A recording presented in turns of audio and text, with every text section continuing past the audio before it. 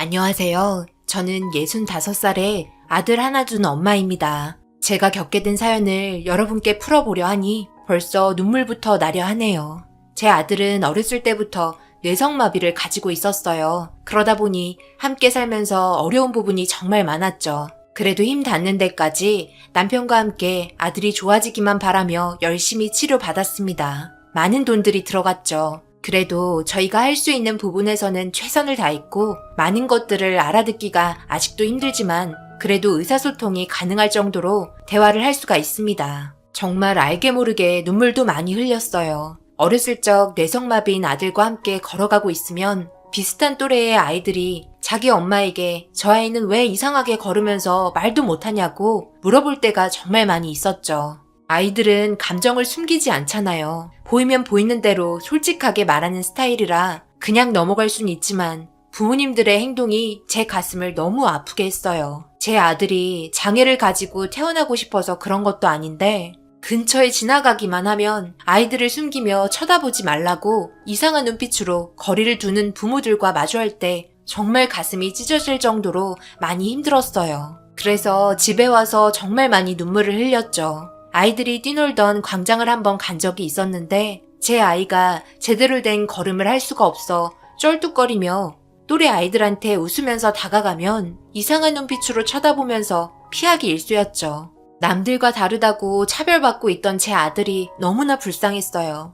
겉만 다를 뿐 마음은 다른 아이들과 똑같은데요. 결국 그런 일들 때문에 사람이 많지 않은 곳만 골라다니고 먼저 피하기 일쑤였어요. 그렇게 이 험난한 세상 아들이 편하게 발을 들일 수 없었던 곳에 하나의 희망이 생겼죠. 그건 봉사활동이었어요. 여기 계신 분들은 모두 하나같이 제 아들 승환이를 사랑의 눈빛으로 바라봐줬고 비슷한 장애를 가지고 있는 아이들도 있어서 승환이가 더 이상 혼자가 아니라는 걸 알게 해줄 수 있는 유일한 공간이었어요. 그렇게 시간만 되면 승환이를 데리고 봉사활동 나갔어요. 정말 좋아했고 매일 짜증 부리고 눈물을 흘리던 아이의 얼굴에 웃음꽃이 가득했고 봉사활동하러 빨리 가고 싶다며 하루하루 즐거워했어요. 그렇게 살아오다 보니 어느덧 저도 늙어가고 남편도 먹고 살기 위해 고된 일들을 무리하게 하다 보니 고질병이 생기면서 하루하루 먹고 살기 힘들어질 정도로 삶이 위험해졌었죠. 남편이 일을 하러 나가는 시간보다 누워있는 시간이 더 많았고 허리에 무리가 있어 제대로 서 있기조차 힘이 들었어요. 집안의 기둥이 무너지니 점점 하나씩 무너지기 시작했어요. 그렇게 원래 살던 집에서 조금 더 작은 집으로 이사 오게 되었고 제가 남편 대신 돈을 벌려고 밖으로 나가게 되었죠. 저녁에는 고깃집에서 서빙을 했고 낮에는 승환이와 함께 봉사활동을 다녔어요. 그런 삶을 살던 도중 어느 한 여자가 제 아들에게 접근했어요.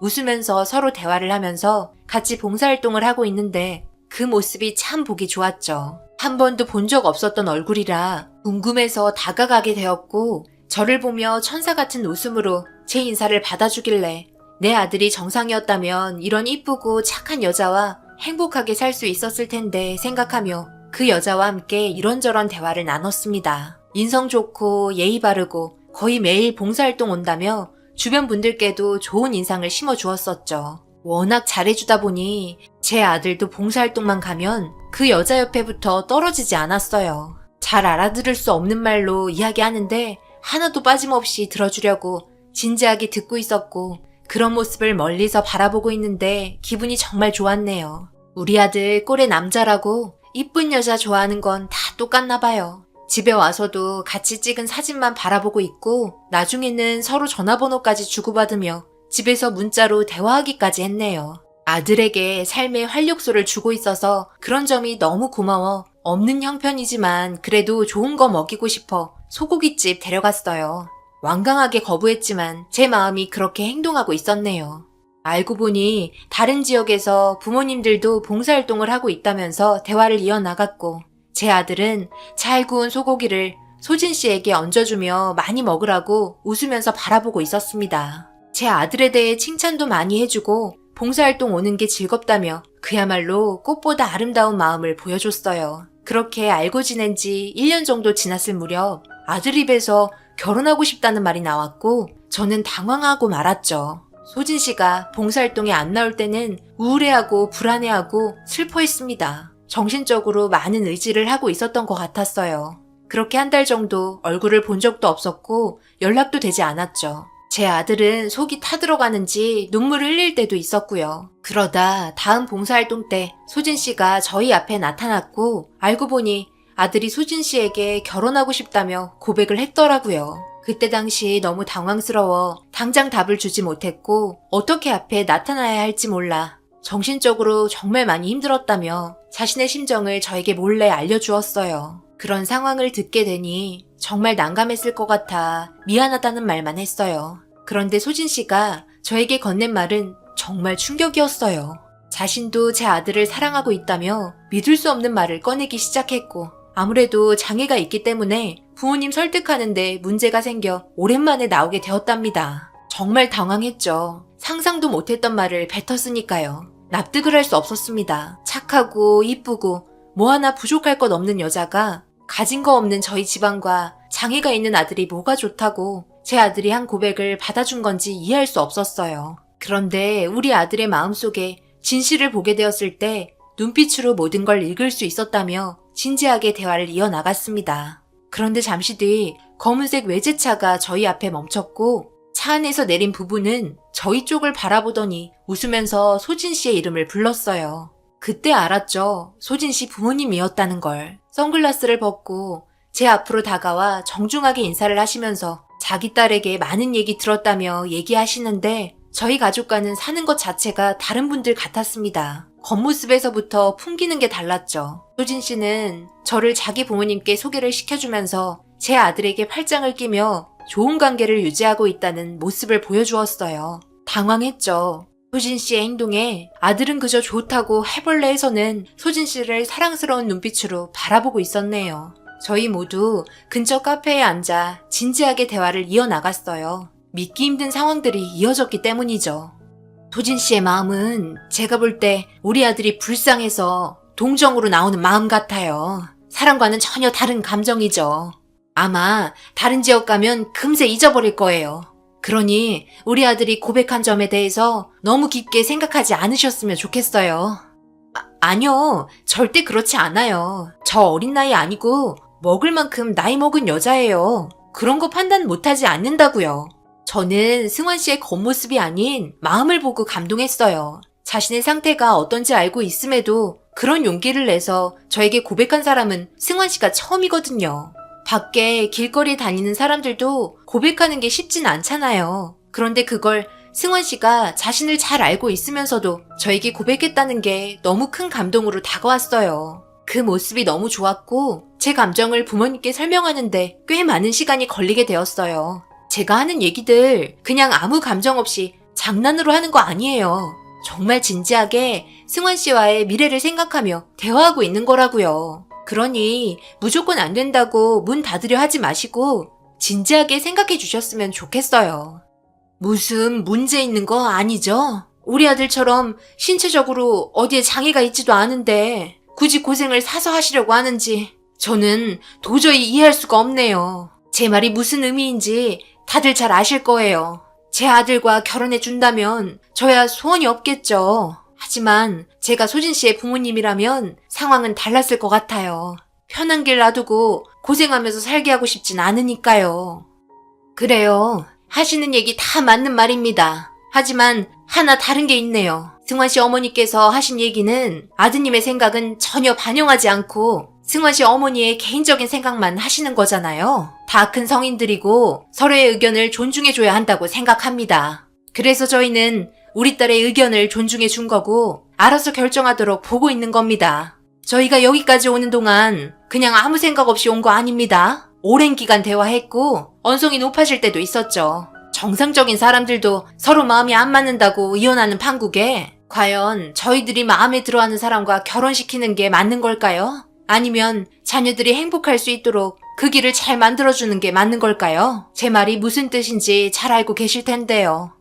그렇게 서로 진지한 대화를 오랜 시간 이어나갔고 늦은 저녁 헤어진 후 집에 들어와 남편에게 아까 있었던 상황들을 얘기해줬어요. 믿을 수 없다는 말도 했었지만 아들의 행복이 우선이지 않겠냐며 좋은 배우자가 나타났으면 보내줘야 하는 게 좋을 것 같다고 남편은 결혼시키는 쪽으로 생각을 하고 있었습니다. 그동안 봐왔던 소진 씨의 행동들, 함께했던 시간, 과거를 다시 돌아봐도 어디 하나 빠질 것 없이 착했던 그런 여자를 저는 며느리로 받아들이기로 결정했습니다. 결국 상견례를 하고 소박한 결혼식이 이루어졌으며 정말 둘이 잘 살고 행복하길 바랬어요. 그렇게 결혼 후 제 손을 떠난 아들은 사돈댁에서 며느리와 함께 잘 살고 있었습니다. 몇 번 가봤는데 정말 행복해 보이는 얼굴 표정을 하고 있었죠. 물어보니 며느리와 함께 살고 있는 지금 이 순간이 태어나서 제일 행복하다며 서로 사랑스러운 눈빛으로 바라보고 있었습니다. 불편한 거 없냐고 안사돈에게 물어봤어요. 절대 그런 거 없으니 걱정 말라고 저를 안심시켜 주었고 자기들이 해야 할 일들도 잘 도와준다며 든든한 사이 둬서 좋다고 칭찬을 입이 마르도록 하셨습니다. 그런데 그 모든 게 가면에 가려진 행동이었고 계획이 있었다는 걸 알게 된 순간 정말 너무나 큰 충격에 빠지고 말았죠. 저희 남편도 아들이 살고 있는 집에 가보고 싶다며 몇 번 얘기하길래 나중에 집에 초대할 때 가보자고 했지만 워낙 궁금해하는 건 못 참는 성격이라 남편이 며느리에게 전화를 걸었어요. 그런데 받지 않았고 아들에게도 전화를 하니 받지 않았죠. 바쁜 일이 있을 테니 남편에게 방해하지 말라고 소리쳤어요. 분명 함께 사는 게 쉬운 게 아닌 걸 알기 때문에 저희는 더욱더 행동이 조심스러웠죠. 그런데 늦은 새벽에 아들에게 문자 한 통이 왔어요. 걱정 말라고 잘 살고 있다면서 너무 행복하다며 집안일 좀 도와주고 있어서 바빠서 전화를 못 받았다고 문자를 보냈고 자기 얼굴 보고 싶어 할 것 같아 동영상 하나 찍어 보냈다길래 영상을 재생해 봤는데 아들이 비닐하우스 안에서 밭일을 하고 있었는지 옷을 허름하게 입고 있었고 자신을 중심으로 주변 풍경을 돌려가며 찍고 있는데 멀리 테이블에 사돈과 며느리가 수박을 먹고 있었습니다. 그런데 며느리가 하는 말이 동영상에 녹화가 되었고 그 말을 듣는 순간 저는 경악을 하고 말았어요. 며느리가 수박을 먹으며 오늘 끝내야 할 일 다 못 끝내면 밥도 없고 비닐하우스에서 자야 한다며 빨리 해야 집에 들어가는 거라고 좋게 타이르는 것처럼 말을 하면서 아들에게 눈웃음 치며 조종을 하고 있었습니다. 그저 좋다고 웃으면서 해벌레 하고 있는 아들의 얼굴을 보니 억장이 무너졌네요. 저는 손이 부들부들 떨려 남편에게 영상을 보여줬고 남편도 아들이 보낸 동영상을 보자마자 엄청 화를 내기 시작했어요. 그렇게 밤에 남편과 함께 어떻게 살고 있는지 알아보기 위해 사돈댁에 찾아갔어요. 그렇게 한참을 달려 사돈댁에 거의 도착을 했을 때 고개를 넘어가는 도중 우측에 차가 한 대 내려왔고 그 차를 자세히 보니 처음 사돈이 저와 인사할 때 타고 있던 차였습니다. 그 순간 별로 좋지 않은 느낌이 들어 차가 나온 골목으로 들어가자고 남편에게 말했고 한참을 들어가니 외부인 출입 금지라고 되어 있는 푯말이 있었네요. 더 이상 차로 진입이 어려워 계속해서 걸어 들어가니 꽤 깊은 곳에 불빛 하나가 보였습니다. 저는 걸음이 빨라졌고 가까워진 장소는 아들이 찍었던 비닐하우스였어요. 그런데 아들의 콧노래 소리가 들려왔고 조심스럽게 비닐하우스 문을 열어 안의 상황을 보는 순간 화가 머리끝까지 차오르고 말았네요. 아들은 한쪽 구석에서 컵라면을 먹고 있었고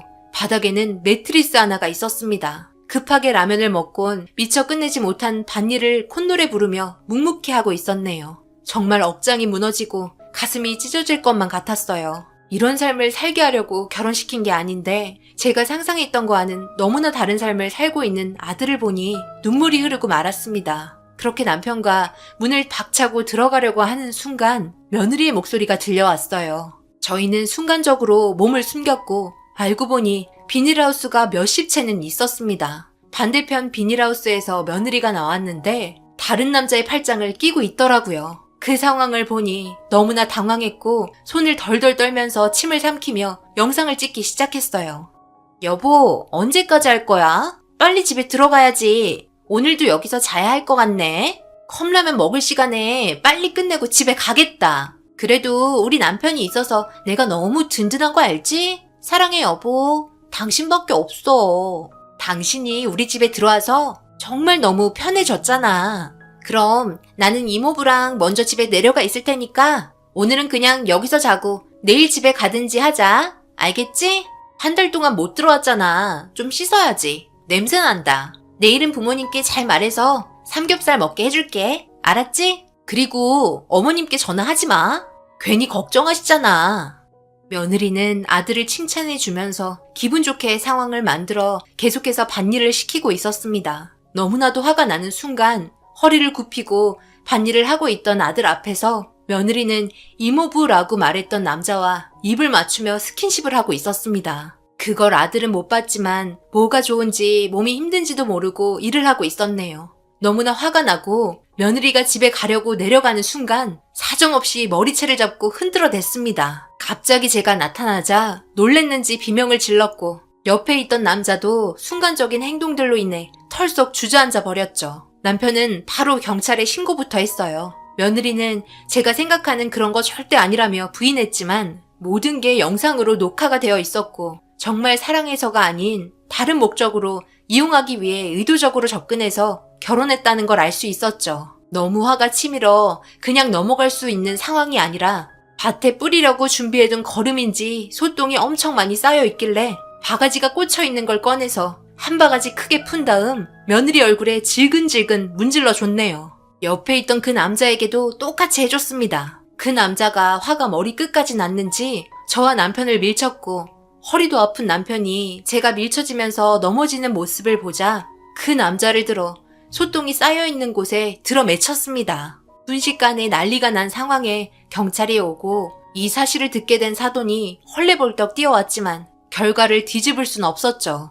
결국 사기 결혼으로 새고랑을 차게 되었고 정신적인 손해배상 청구 소송을 제기했어요. 그리고 또 하나 알게 된 건 봉사활동하면서 이런 식으로 여러 사람들에게 접근해서 일을 시켰다는 게 밝혀지게 되었죠.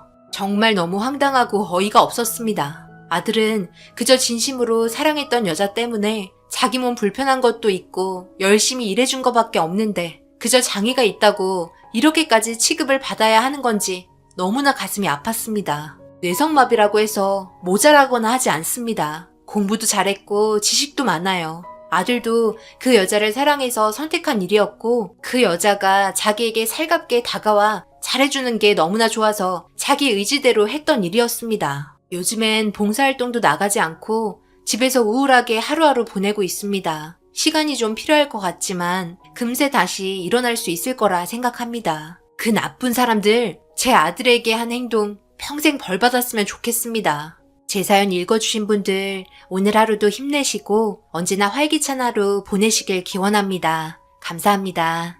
오늘의 사연은 여기까지입니다. 댓글로 여러분들의 생각과 조언을 남겨주세요. 구독, 좋아요, 알림도 꼭 부탁드립니다.